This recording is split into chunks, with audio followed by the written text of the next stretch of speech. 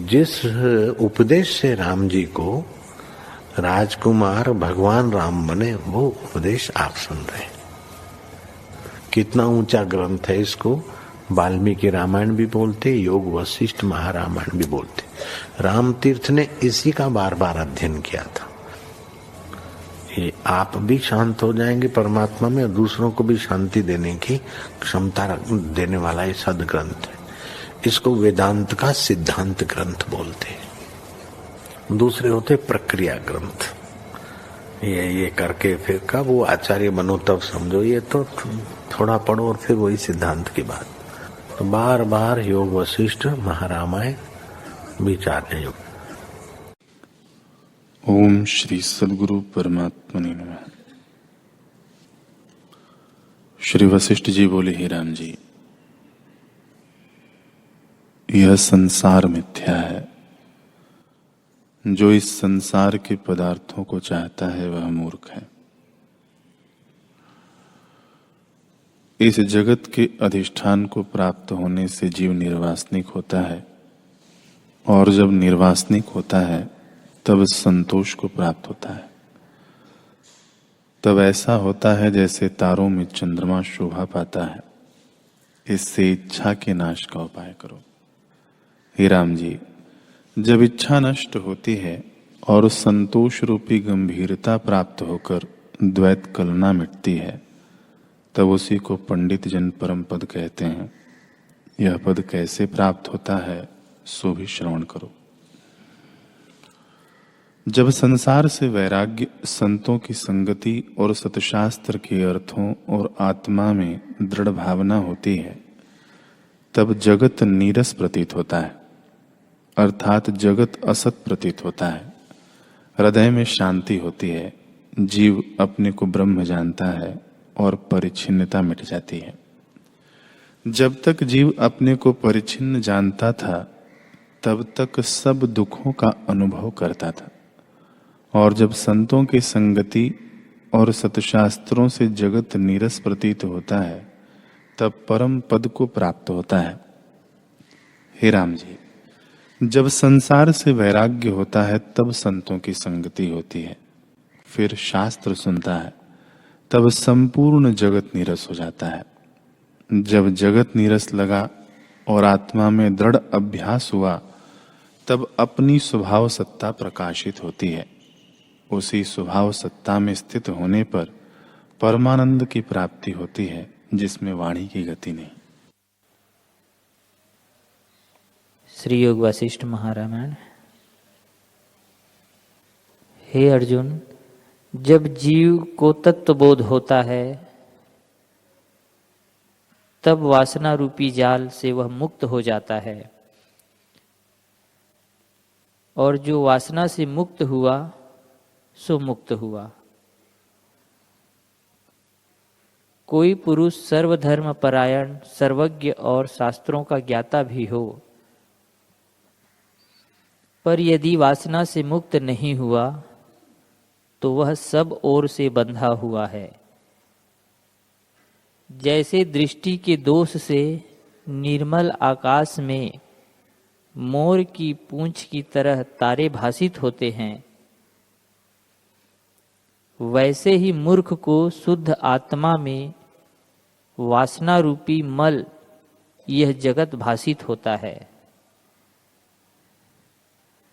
जैसे पिंजड़े में पक्षी बंद होता है, वैसे ही वह बंधन में पड़ता है।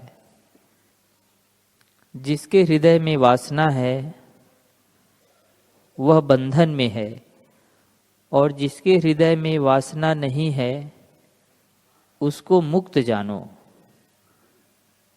हे अर्जुन, जिसके हृदय में जगत की वासना है वह यदि बड़ी प्रभुता से संयुक्त देख पड़े तो भी दरिद्र और दुख का भागी है। जिसकी वासना नष्ट हुई है वह यदि प्रभुता से रहित देख पड़े तो भी बड़ा प्रभुता संपन्न ऐश्वर्यशाली है।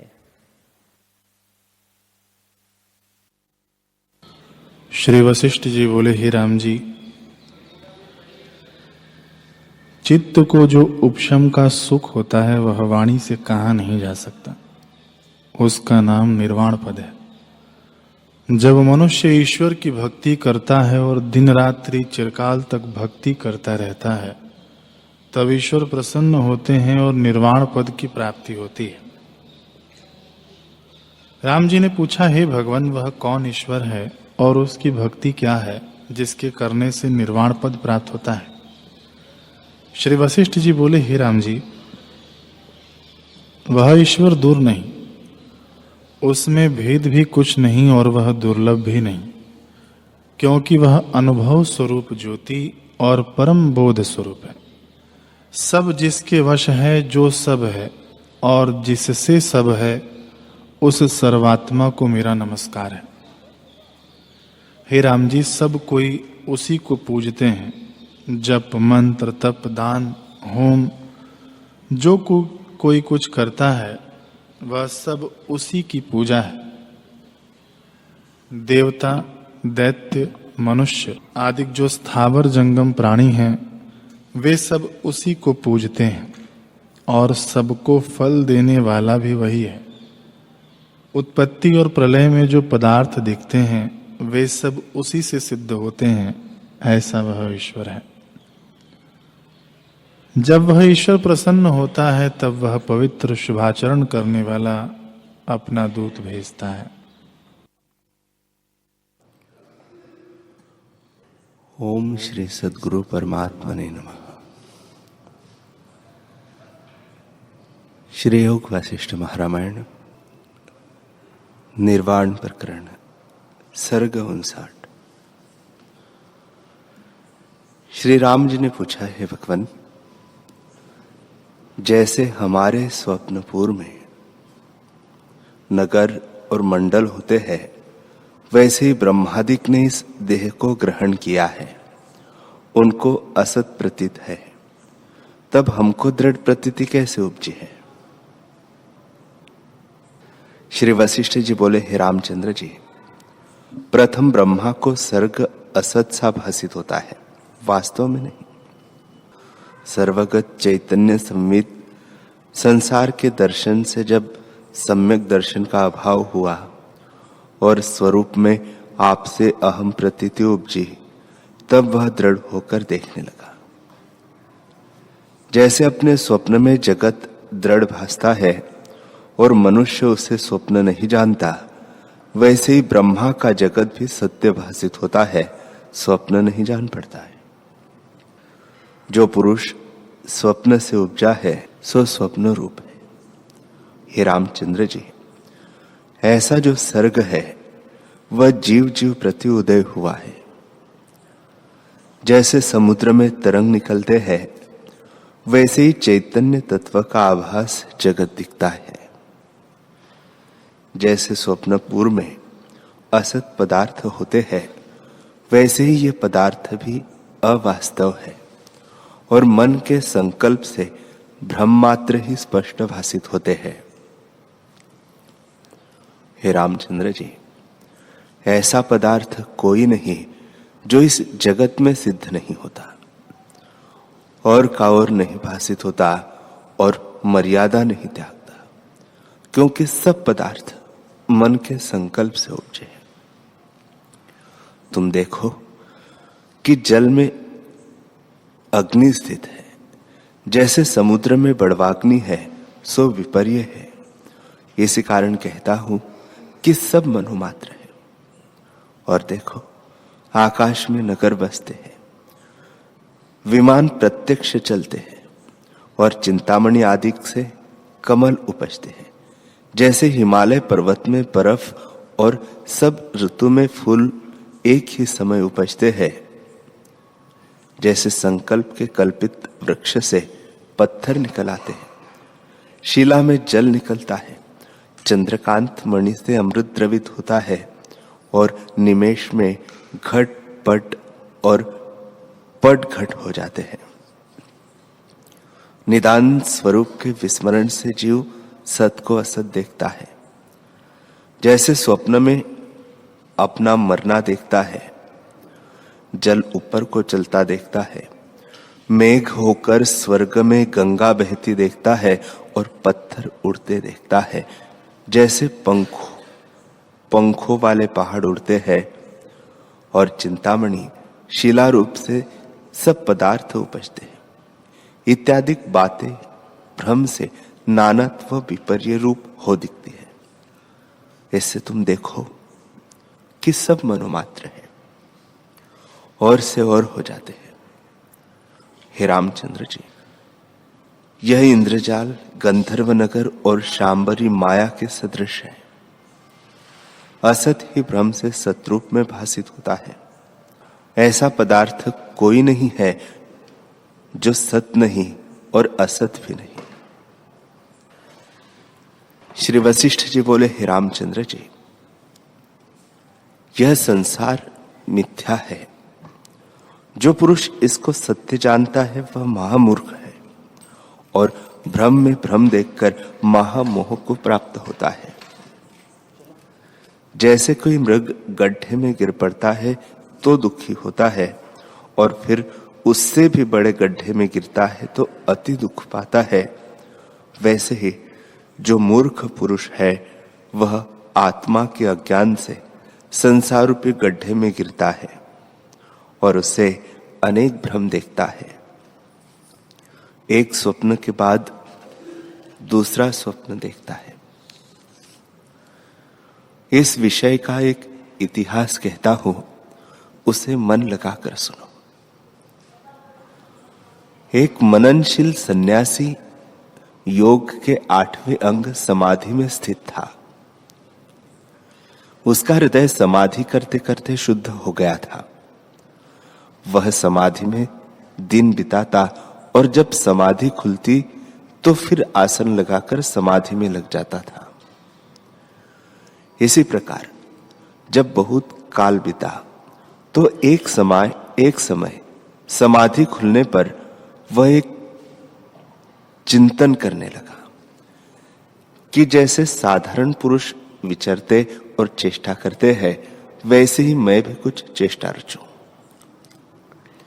ऐसा विचार कर उसने मन के संकल्प से विश्व की कल्पना की और उसमें आप भी एक बना। उसका नाम जीवट हुआ। निदान वह मद्यपान करता और ब्राह्मणों की सेवा भी करता। चेष्टा करते करते वह सो गया। स्वप्न में उसको ब्राह्मण के शरीर का भान हुआ तो वह उस ब्राह्मण शरीर में वेद का अध्ययन और पाठ करने लगा। ऐसी चेष्टा से जब उसे चिरकाल बीता तो फिर स्वप्न हुआ। उसमें उसने अपने को बड़ी सेना से युक्त राजा देखा और उस सेना के साथ वह राजा होकर विचरने लगा। कुछ काल जब इसी प्रकार व्यतीत हुआ तो फिर स्वप्न हुआ और उस स्वप्न में उसने अपने को चक्रवर्ती राजा देखा। वह चक्रवर्ती होकर सारी पृथ्वी पर आज्ञा चलाने लगा। जब कुछ काल बीता तो फिर अपने को देवांगना के रूप में देखा। वह देवता के साथ बाग में विचरने लगी और जैसे बेल वृक्ष के साथ शोभा पाती है, वैसे ही वह देवता के साथ शोभा पाने लगी। इसी प्रकार जब कुछ काल देवता के साथ बीता तो फिर स्वप्न हुआ और उसमें उसने अपने को हरिणी देखा और वन में चरने लगा। कुछ काल ऐसे व्यतीत हुआ तो फिर स्वप्न हुआ और उसने अपने को देवताओं के बाग की बेल देखा। जब ऐसे कुछ समय बीता तो फिर स्वप्न में अपने को भंवरी देखा और सुगंध को ग्रहण करने लगा। उसके अनंतर फिर उसने स्वप्न में देखा कि मैं कमिलिनी हूं। वहां एक दिन हाथी आकर बेल को खा गया। जैसे कोई मूर्ख बालक भली वस्तु को भी तोड़ डालता है, वैसे वह मूर्ख हाथी बेल तोड़कर खा गया। उसके उपरांत उस बेल ने हाथी का शरीर पाकर बड़ा दुख पाया और गड्ढे में गिरा। थोड़े समय के उपरांत हाथी को स्वप्न हुआ और वह भंवरी होकर कमलों में विचरने लगा। जब कुछ काल बीता तो फिर वह बेल हुआ और उस बेल के निकट हाथी आया और उस हाथी के पांवों से वह बेल चूर्ण हो गई। तब उस बेल को एक हंस ने खाया। तब वह बेल हंस होकर बड़े मानस सरोवर में विचरने लगी। फिर उस हंस के मन में आया कि मैं ब्रह्मा का हंस हूं। तब वह अपने संकल्प से ब्रह्मा का हंस बन गया, जैसे जल का तरंग बन जावे। तब ब्रह्मा के उपदेश से हंस को आत्मज्ञान प्राप्त हुआ। हे रामचंद्र जी, अज्ञान से ऐसे भ्रम में पड़कर फिर ज्ञान से वह भ्रम शांत हुआ। फिर विदेह और मुक्त वह होगा। वह हंस सुमेरु पर्वत में उड़ा जाता था। तब उसके मन में आया कि मैं रुद्र हूं, इसलिए सत्संकल्प से रुद्र हो गया। जैसे शुद्ध दर्पण में शीघ्र ही प्रतिबिंब पड़ता है, वैसे ही शुद्ध अंतःकरण के संकल्प से तुरंत वह रुद्र हो गया। जिसको अनुत्तर ज्ञान हो उसको रुद्र कहते हैं, और अनुत्तर ज्ञान वह है जिसके पाने से और कुछ पाने को नहीं रह जाता। ध्यान से अपने को देख उस रुद्र के मन में फिर विचार हुआ कि बड़ा आश्चर्य है कि मैं अज्ञान से इतने बड़े भ्रम को प्राप्त हुआ था। बड़ी आश्चर्यमयी माया है। मैं तो एक और पड़ा हूं और यह विश्व मेरा स्वरूप है। पूर्व कल्पित जो मेरे शरीर है उनको अब जाकर जगाओ। तब रुद्र उठ खड़ा हुआ और अपने स्थान को चला। प्रथम सन्यासी के शरीर को आकर देखा और चित्त शक्ति से उसे जगाया तो सन्यासी के शरीर में ज्ञान हुआ कि सब में मैं ही स्थित हूं। परंतु सन्यासी ने जाना कि मुझको रुद्र ने जगाया है और इतने शरीर मेरे और भी हैं। फिर वहां से वह रुद्र और सन्यासी दोनों चले और जीवट के स्थान में आए तो देखा कि जीवट शव की नहीं पड़ा है। मदिरा के बर्तन पड़े हैं, चेतना भी नहीं भ्रमती है और नाना प्रकार के स्थान देखते हैं। जैसे झरने के छिद्र में चींटी भ्रमती है, तब उन्होंने जीवट को चित्त शक्ति से जगाया और वह उठ खड़ा हुआ। तो उसको ऐसे स्मरण हुआ कि मुझे तो इन्होंने जगाया। फिर जीवट के मन में विचार हुआ कि इतने शरीर मेरे और भी हैं। निदान रुद्र, सन्यासी और जीवट तीनों चले। इन्होंने विचार किया कि हमने इतने शरीर क्यों कर पाए। आदि में तो मैं एक परमात्मा में चैतन्य मुख होकर सन्यासी हुआ। फिर सन्यासी से जीवट हुआ और मद्यपान करने लगा। फिर ब्राह्मण होकर वेद का पाठ करने लगा और उसके पुण्य से राजा का शरीर धारण किया। उसके बाद जो बड़ा पुण्य प्राप्त हुआ उससे चक्रवर्ती राजा हुआ। चक्रवर्ती राजा के शरीर में काम बहुत हुआ। उससे देवताओं की स्त्री हुआ। स्त्री के शरीर में नेत्रों में बहुत प्रीति थी, उससे हरिणी हुआ। फिर भंवरी हुआ, उसके बाद बेल हुआ और इसके बाद जो शरीर धारण किए सो मिथ्या धारण किए और अज्ञान से बहुत काल भटकता रहा। अनेक वर्ष और सहस्त्रों युग व्यतीत हो गए हैं। सन्यासी से लेकर रुद्र पर्यंत वासना के कारण जन्म पाए हैं। इतने जन्म पाकर ब्रह्मा का हंस हुआ। तब वह ज्ञान की प्राप्ति हुई, क्योंकि पूर्व में अभ्यास किया था, उससे अकस्मात सत्संग प्राप्त हुआ। ऐसा विचार करते वे वहां से चले और चैतन्य आकाश में उड़कर वेद पाठ करने वाले ब्राह्मण की सृष्टि में गए तो उसको देखा कि मरा सा पड़ा है।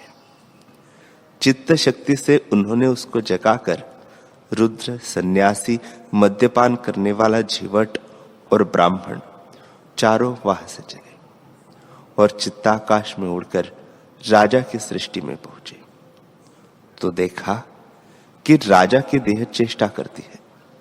राजा, जिनकी देह सुवर्ण की नई शोभायमान है, अपने मंदिर में रानी समेत शैया पर सोए हैं और सहेलियां चंवर डुला रही है। तब उन्होंने राजा को चित्त शक्ति से जगाया। उसने देखा कि सब विश्व मेरा ही स्वरूप है और इतने शरीर मैंने अज्ञान से धारण किए हैं। निदान रुद्र, सन्यासी, मद्यपान करने वाला झिवट, ब्राह्मण और राजा वहां से चले और हाथी आदि जितने शरीर धारण किए थे उन सबको जगाया। उसमें यही निश्चय हुआ कि हम चिन्मात्र रूप और आवरण से रहित है, अर्थात अज्ञान के फुरण से रहित है। हे रामचंद्र जी,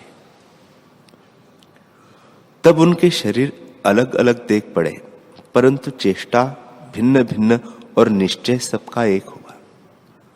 उनका नाम शतरुद्र हुआ। हे रामचंद्र जी, संपूर्ण विश्व अज्ञान के विकार से होता है, ज्ञान से देखिए तो कुछ नहीं। ऐसे ही उनका संवेदन और निश्चय एक सा हुआ।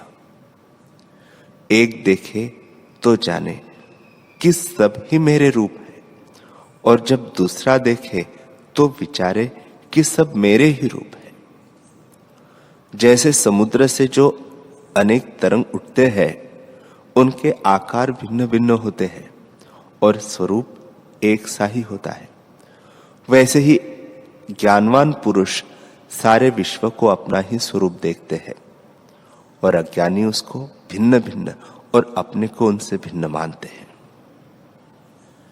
एक को दूसरा नहीं जानता और दूसरे को पहला नहीं जानता।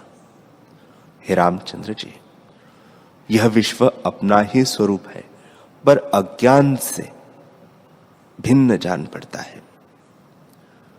चिन्मात्र में फुरने को अज्ञान कहते हैं।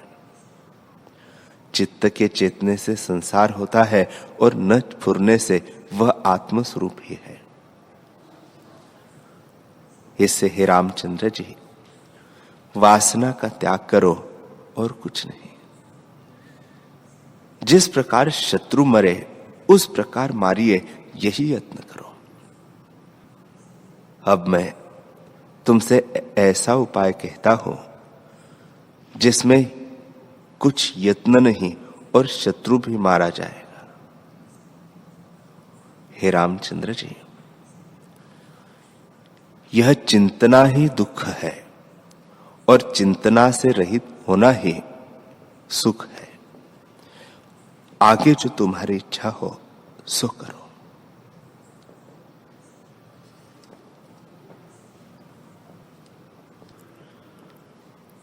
हरि ओम।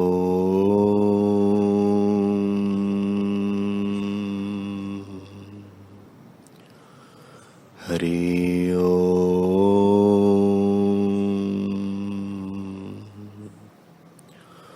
ओम सहना भवतु सहनौ भुनक्तु सह वीर्यं करवावहे तेजस्विनावधीतमस्तु मा विद्विषावहे। ओम शांति शांति शांति। श्री सद्गुरुदेव भगवान की जय।